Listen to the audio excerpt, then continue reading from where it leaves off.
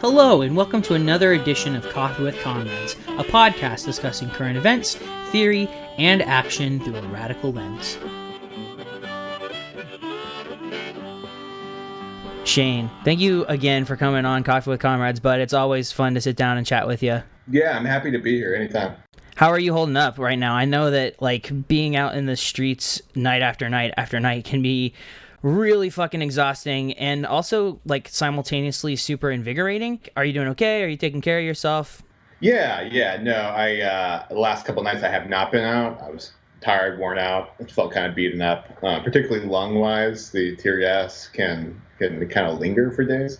But no, I feel like I'm good. Good. Fuck yeah. That's awesome. Well, let's dig right into this, comrades. So unless folks have been living under a rock, the uprisings for Black Lives have continued to rock the United States and have continued to rage all across major cities and indeed all across rural areas as well, despite the fact that corporate media has essentially gone completely silent on the subject in recent weeks.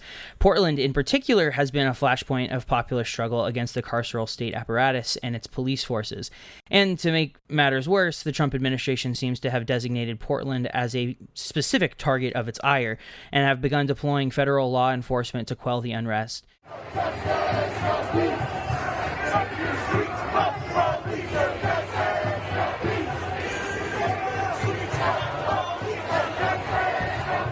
So I was wondering if you could just talk a little bit about some of what you've seen in the streets as you've been covering these rebellions. Yeah, so Portland has had, I think it's day 54, of unbroken protests. So it started at the end of May and has continued without any interruption. So that makes it stand out as particularly unique. And obviously the opening kind of acts of that were really large riots with looting at luxury malls, setting fire to the Justice Center, and then also just thousands and tens of thousands of people out. So this was not some small cabal of people as it's portrayed. It really is a generally popular uprising in Portland with lots of people. If you go around town, the protests are very popular.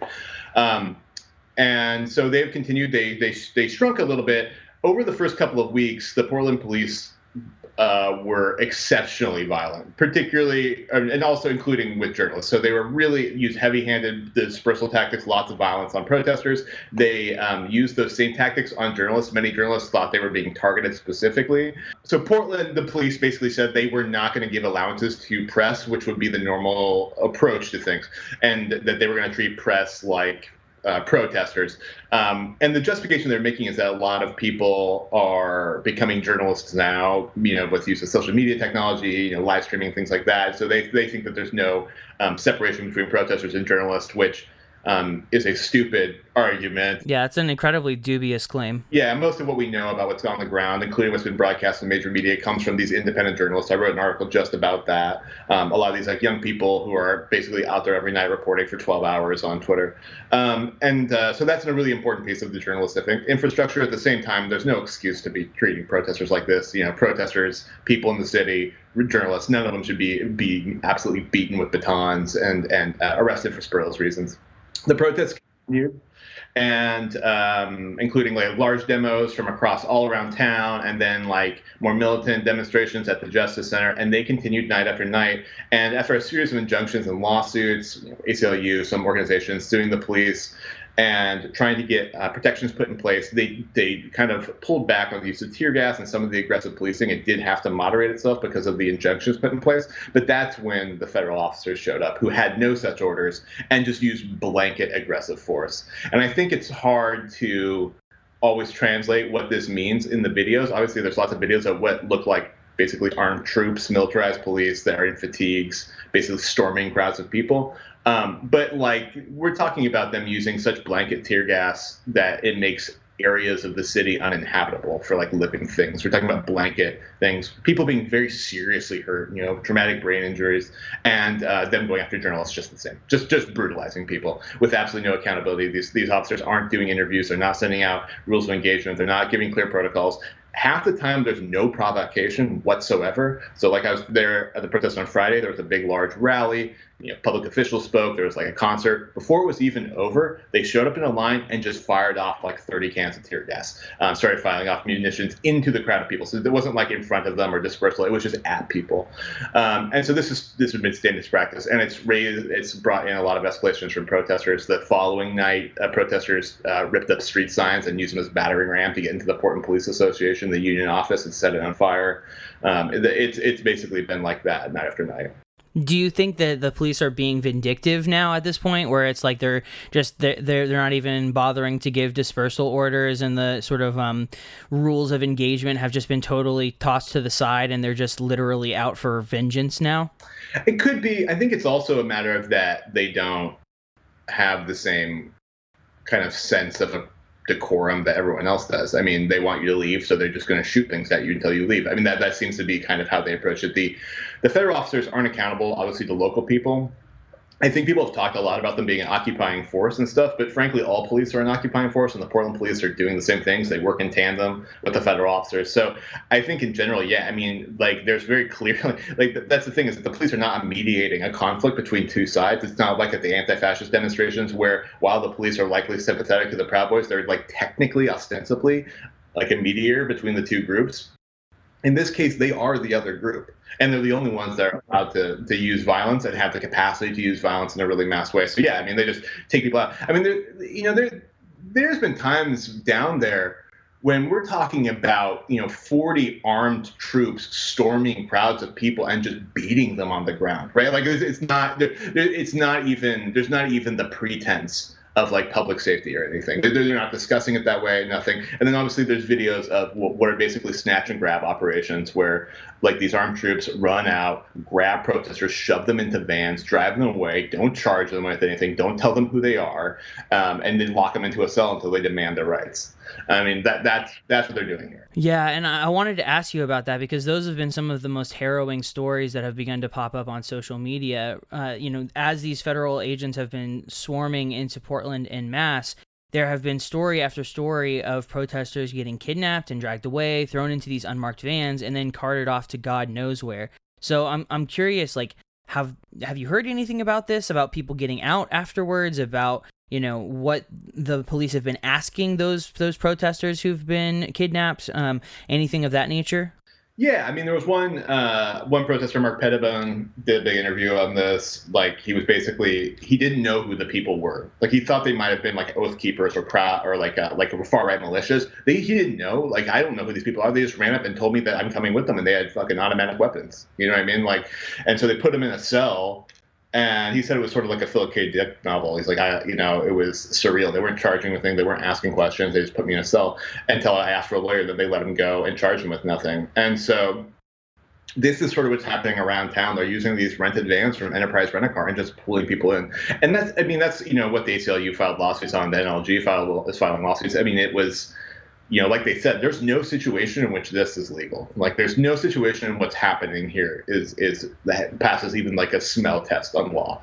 So, like, we're talking about federal officers going likely far past their jurisdiction. I mean, they're not on federal land anymore. They're just running through the city rioting and like pulling people, not arresting them, just basically grabbing people.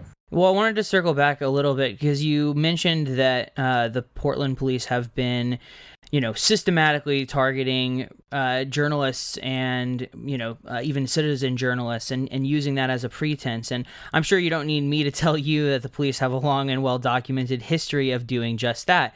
But these recent attacks do really seem to be increasingly egregious. And in that recent article you wrote for Waging Nonviolence, which you mentioned just a moment ago, which we'll link to in the show notes, you write about some of these stories at length. And so I was wondering if you could talk about how the cops have specifically targeted some of these citizen journalists, and if you could go into a little bit more depth about that pretense of an excuse that they're presenting that, well, anybody can be a journalist now because of social media. It seems incredibly dubious and facile in the extreme. Yeah, so there was one story I talked about in the article, this reporter, Corey Elia, who's now facing felony charges, including assaulting an officer, though there's video of it. Robert Evans, who's on the Behind the Bastards podcast, videotaped it happening. Like, it's just not taking place. There is no assault. I mean, it's a totally non-starter. But what happened right before that was him identifying an officer and basically counter messaging an officer, and so he feels like that could have been correlated, And I think that's a fair assessment. That's what a lot of people have. I mean, a lot of these reporters are now they're coming in with helmets and writing press all over their bodies, with giant press passes and stuff to try and get clearance. It doesn't make a difference, though. I mean, the reality is that the press is supposed to be there to document every single step of this, including dispersal orders, but they aren't making distinctions for that. And then the press themselves individually feel as though if they have a camera and stuff, they're getting it even extra hard. But it's hard to verify, right? I mean, you have to know on top of this, people aren't answering questions. Police are just saying, nope, that's not happening. And so it's really, I think at this point, people have to go with their gut about what they're seeing, which is that people who are there documenting this are getting hit incredibly hard. Remember that a lot of the reporters are there at the front line of any kind of action or conflict usually to document it. So they're also getting the basically the front push as well. And so what's happening now is that the police and basically their supporters in the far right are using any excuse to delegitimize reporters who are doing real work. Yeah, and I mean, it's coming from the highest echelons as well. I mean, and again, Donald Trump is literally just saying, they're not protesters, they're anarchists, they hate America, they hate our freedoms.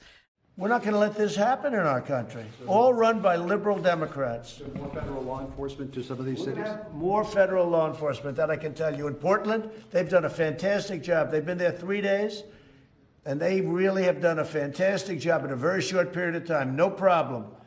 They grab them, a lot of people in jail. They're leaders. These are anarchists. These are not protesters. People say protesters. These people are anarchists. These are people that hate our country.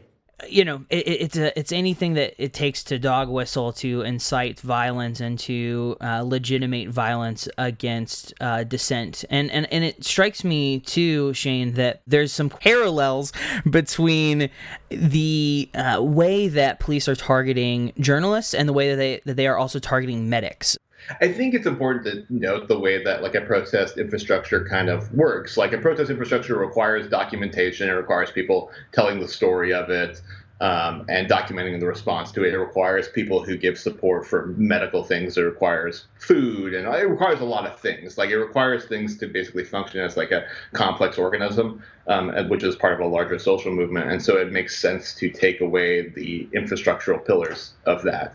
The things that help people occupy a park or that help people get to locations, that kind of thing. Medics are incredibly important. So I was saying on Friday, we're talking about blanket tear gas. People are vomiting and collapsing from this, and medics are pulling them away and trying to make sure that people don't die. So they're an incredibly essential part of that are cleaning up after the police's just brutal reign of violence. Yeah, especially since these chemical weapons are just that. They're illegal chemical weapons, right? And often chemical weapons that are used on occupied, peoples all across the United States and indeed all across the world, like in Palestine, for example. I think it's obviously really important that we continue to draw the parallels and to kind of point to the fact that this is not just a U.S.-centric phenomenon. It is something that is occurring to people all across the planet, and that our struggles are deeply, foundationally interlinked.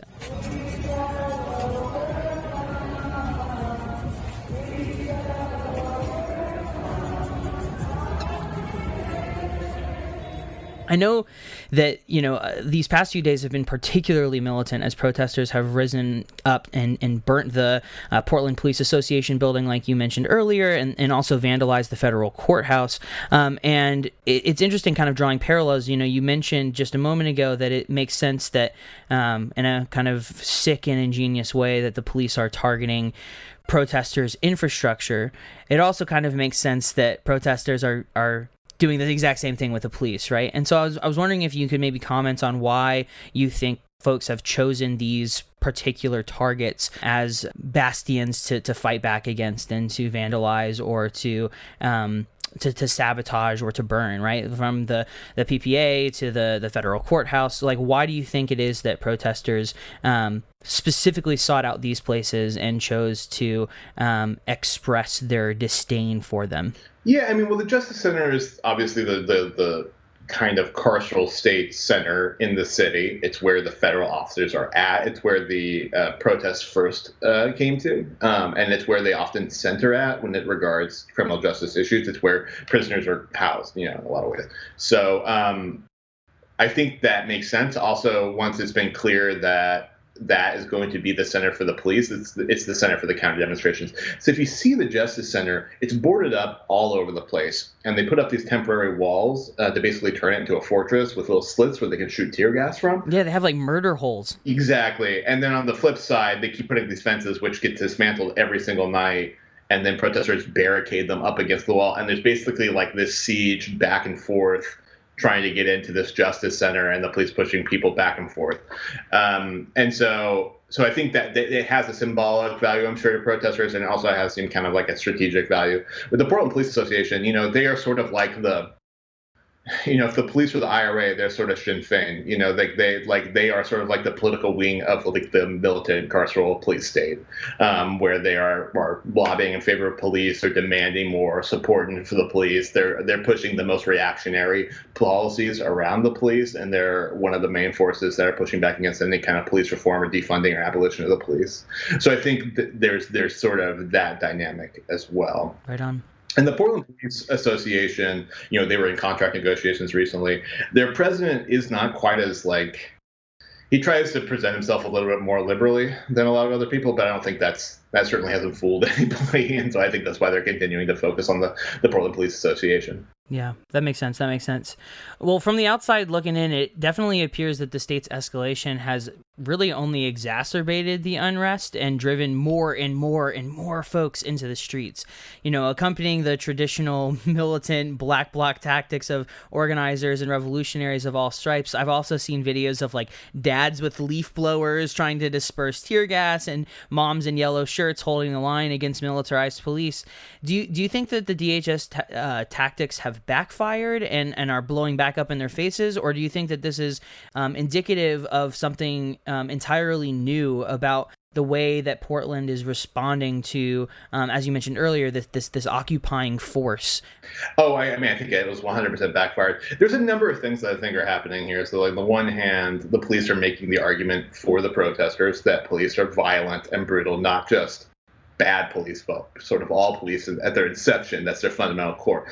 So that actually is a recruiting for more people to come out, so it just makes sense. It's sort of making a public case every single night that the protesters are correct and that their demands are valid.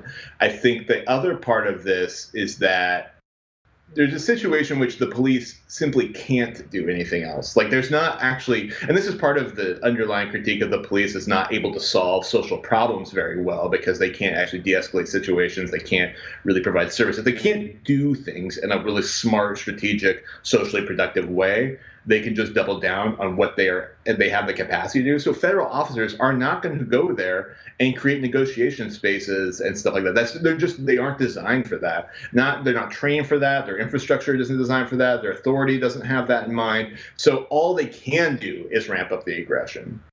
So it's a kind of a fulfilling cycle. You send in the police, they do police stuff. There's really no other option there.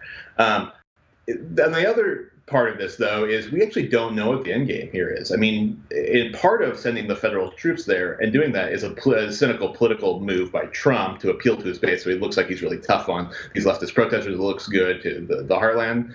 But also he's intervening in a quote-unquote Democratic stronghold, which is what he's talked about wanting to do forever. And now he's sending them to Chicago, and he may send them to New York and other cities as well. So this is a testing ground for the authoritarian policy of just using federal officers as sort of like Trump's secret police to go in and do whatever it is he wants. And who knows what that means in the coming months in front of an election. Yeah, and as I'm sure our listeners are well aware, you are the author of Fascism Today, What It Is and How to End It. And I'm curious, with all of your research and all of your knowledge about fascism and how it rises and how it surges and how it has multifold different appearances, is there anything about this particular moment that signals red flags? I've lots of people flippantly on Twitter are quick to say, this is what fascism looks like, folks, whenever, there's police violence. And while I'm not necessarily one to disagree, I'm wondering if you, as sort of an expert on the subject who's written an entire book on it, if you see any red flags or anything about this that might be setting off warning signals. Well, it certainly has the potential to be. I mean, there's a usurpation of authority by a very centralized form of power. People, a lot of times when they talk about fascism, they're actually talking about authoritarianism, which can have a kind of different shades of political and ideological dimensions. Fascism, like I say in the book, is specifically about the belief of human inequality and about a centralized identity. So I think it's a complicated thing. How this actually plays out in the real world, though, is not ever going to be very black and white. That's just not how political movements themselves form. What I can say is that this should be very concerning. This is maybe the most concerning thing I can think of in recent memory, because the potential for what's happening here. I mean, what's happening here is basically a confederation of all the forces that are aligned with Trump and militarily and in terms of policing. Remember, these officers include Border Patrol, and they're being ordered in by the DHS. So we're talking about kind of every quote unquote reactionary force in the country aligning and being sent from city to city. So I just don't know what this turns out to be. And I'm personally very conservative about conspiracies or thinking that big things are going to happen. But I think we should say, yeah, this is concerning, and there's a lot of unanswered questions that are coming up, and what could happen next has a lot of bad directions available. Do you think that this, signals a moment of radicalization for liberals for coming out into the streets and to really see and have the police sort of like tell on themselves night after night after night? Or do you think that this is just a united front of Portland residents standing up to federal malfeasance in their hometown? Or is it maybe a bit of both? And I mean, obviously it's never wise to paint any popular movement with too broad a brush, but having talked with people, having listened to folks, having been there night after night, I'm curious, do you think that this is like a flashpoint in a moment of radicalization for folks who live in this city, who maybe, have some concerns about the police, who are now being able to see their cruelty laid bare? Or do you think that this is simply just people trying to get federal agents out of their city? I mean, I think it's both. I definitely think this is a nationwide, maybe a global reappraisal of the police as an institution. How radical that is, I think, depends on the course of events. There's always a kind of a radical surge that is moderated over time as larger organizations are involved and stuff. So I think you can expect that moderation to happen along the way. But I think, the police are actually working as a dialectic here to really help maintain a radical focus that it's not just some police or these police, but it is police as an idea and institution. So I think that's actually helping to maintain it. But I think people have a very clear understanding that there is something fundamentally wrong with the entire legal infrastructure. And I can't imagine that Trump sending federal officers in city by city is going to do anything other than kind of harden that force. It could also crush human beings. I mean, you could actually break people and create mass arrests, and there could be effects there as well. But frankly, people just keep growing in numbers. There's obviously more of the people than there are of the authorities. So even with the brutal crackdowns, it would be very unlikely to see it, the flow of radicalization actually move backwards. I think it's actually continuing, and I think it's probably going to continue until Trump's out of there. Hell yeah. Well, before I let you go, can you let listeners know what they can do to help support the people of Portland in their struggle against the carceral state? Yeah, I mean, there's going to be lots of bail funds going around. I think lots of people are obviously arrested with spurious charges. I'm sure protesters will want to have that be supported. I'm throwing the call out to go on and see some of the live streaming journalists that are out there filming every night and donate to their Venmos and Cash Apps and PayPal and stuff like that. They really need help and support. Some of them are going to be in years of therapy for basically getting flash grenaded for 12 hours a day, So people need to support that. I think, what people probably want more than anything is solidarity. If these protests in other cities continue, that's a bigger deal. And that's probably the most important thing. More important than money is people's time and ability to raise their voice as well. So if people are in, if they're in Los Angeles, they're in Houston, Texas, there's going to be demonstrations happening there. They should join those if they want to support that. Well, Shane, thank you so much. I know you've been writing articles feverishly and hopping on a bunch of different podcasts, so I genuinely, seriously appreciate you taking the time. Before we part ways, can you let listeners know where they can go on the internet to stay up to date with your journalism and the coverage of the rebellion? Yeah, I'll be on Twitter all the time, more often than I should be, at Shane _Burley, Burley 1, the number 1 which is Twitter, my Twitter handle. And I have an article that came out in Haaretz today, one in Daily Beast tomorrow. Cool. We'll make sure to link to all of that stuff in the show notes. Happy early birthday, comrade. I hope that you get to spend it with folks you love. Absolutely. Thanks so much, man. Cheers. And that about does it for this week's episode of Coffee with Comrades. This is an entirely DIY show run by workers for workers. If you like what you hear, you can follow us on Twitter at CoffeeWComrades and Instagram at CoffeeWithComrades. Check out our website, www.coffeewithcomrades.com, and sign up to support our work with a monthly contribution by going to www.patreon.com/CoffeeWithComrades. You can find Coffee with Comrades on Apple Podcasts, Spotify, Google Play, wherever you go to get your anti-capitalist propaganda. Be sure to subscribe so you never miss an episode. While you're there, smashing that subscribe button, be sure to rate and review the show as well to help us increase our reach. If you have feedback, criticism, or you'd just like to get in touch with us, shoot us an email at coffeewithcomrades@gmail.com. Until next time, stay wild out there, comrades. Check it out. If you got beef with COPs, throw a Molotov at the PIGs, cause they be harassing you and me. You gotta understand that we still not free. If you got beef with COPs, throw a Molotov at the PIGs, cause they be harassing you and me. You gotta understand that we still not free. Don't trust the police, no justice, no peace. They got me face down in the middle of the street. Pistol with me with the heat, chicken shit sizzling, trying to serve me with the all-you-can-eat murder beef. I'm a young black heterosexual male. Don't drink, don't smoke, don't sell. That's the real reason why they want me up in jail. They want me to fail. I resist and rebel. See, I give a fuck about the COPs, PIGs. I wanna lock and shake them like a PIT, cause they wanna see me DIE. Tommy Cash under mob, I'm a pre-OG. Dark Soviet socialist, bitches, venomous, vocalist, pro-fofo, total, holding it down for Oakland. Flows fluently spoken, and the shit we doing, we hoping soldiers to notice and get promoted to throw a Molotov. Music. Got beef with COPs, throw a Molotov at the PIGs, cause they be harassing you and me.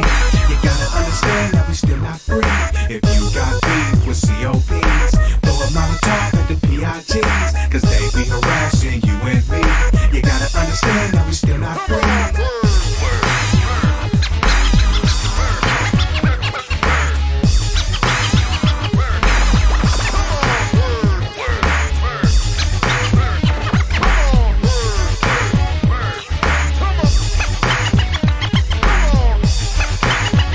Them babies with them empty plates. For that raised rent rate you didn't calculate.